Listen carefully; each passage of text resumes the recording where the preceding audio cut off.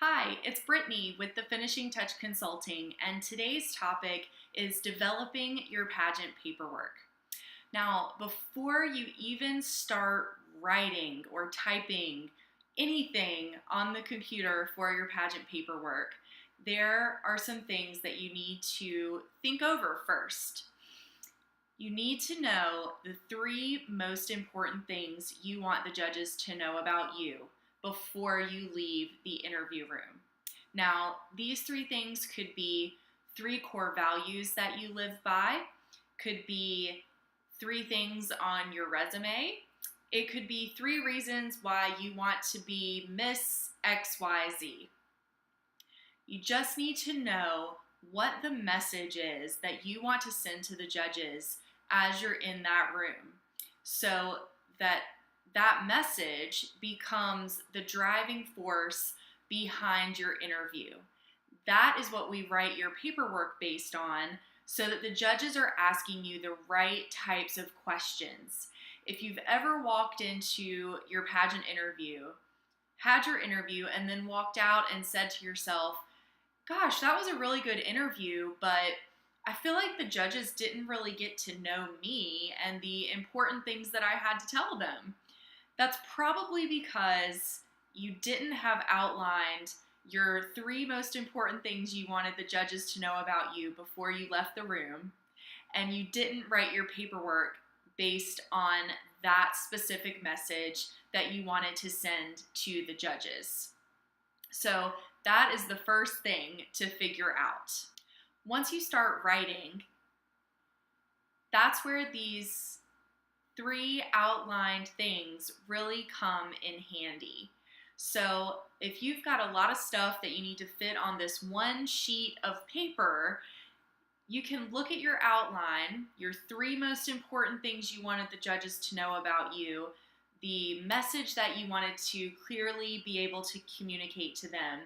And if you're contemplating a resume item, whether or not you should put it on your resume or your paperwork, say to yourself, does this really fit into the message that I want the judges to know about me?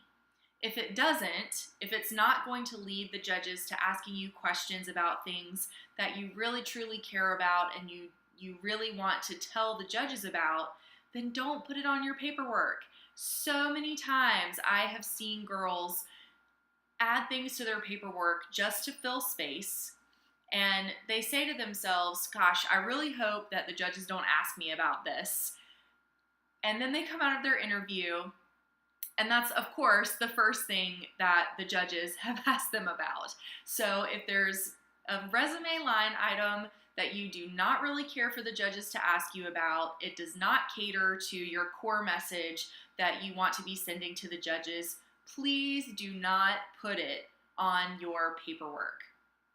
Another question that I get about whether or not to put something on paperwork is past pageant titles. And my answer to that is stay away from past pageant titles, only because it sets the bar really high and it doesn't really give the judges any meat for them to ask you questions about. If you want to list things about a past pageant title, think about the things that you accomplished during that time as a title holder. Those are the items you should be listing on the resume. Then as the judges are asking you about it, you might bring up, oh, well, in 2012, I was Miss So-and-so, and through that experience, I did X, Y, and Z. So they're more likely to ask you about those things if they're listed on your resume, not as a pageant title.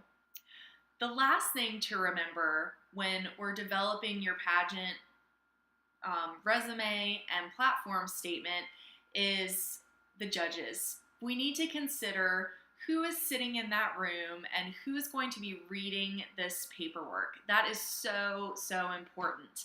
So to me, there are three different types of judges. The first judge is the very detail-oriented judge. They're going to read every single word on that paperwork. The stories that you wrote, the events that you've been to, every sentence, every word. They're going to read every last bit of it, which is amazing. That's what we want them to do. But that doesn't cater to everyone's personality. So we also have to remember that there's our results-oriented judge. And that judge is looking for the numbers. They want to see results. They want to know, how much money did you raise? How many hours have you volunteered? How many students at how many schools have you spoken to?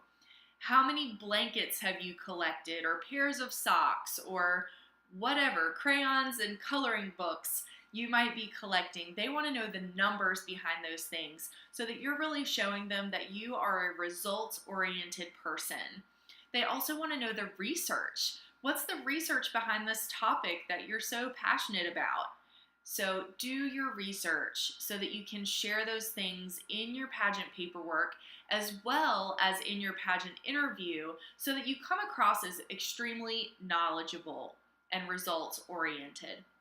The last judge is your bullet points guy. He just wants the main points. That's all that he wants. That's all that he cares about. He doesn't need the details. He doesn't need the numbers. He just wants to know kind of the gist of who you are and where you're coming from so that he can ask you a few questions. So that's why when we're organizing your paperwork, especially for your platform, we're organizing it in such a way that it's almost like bullet points. Boom, boom, boom. So that your bullet points guy can get that satisfaction of just getting the gist of what he should be asking you about so that he can move forward with the conversation. So the first step is really to think about what you want your main core message to be to the judges. That is the main part before you start writing your pageant paperwork. And then you can cater to that outline of the core message that you wrote down through your resume line items. And then we want to keep in mind each judge's personality type so that your paperwork, they don't want to skip over it because it's too much to read, it doesn't have the numbers in it, or it's not intriguing. I hope that you'll leave a comment below or like or share this video. And if you have any other pageant questions that you would like me to answer, you can always reach me at Brittany@thefinishingtouchonline.com. And until next time, keep sparkling.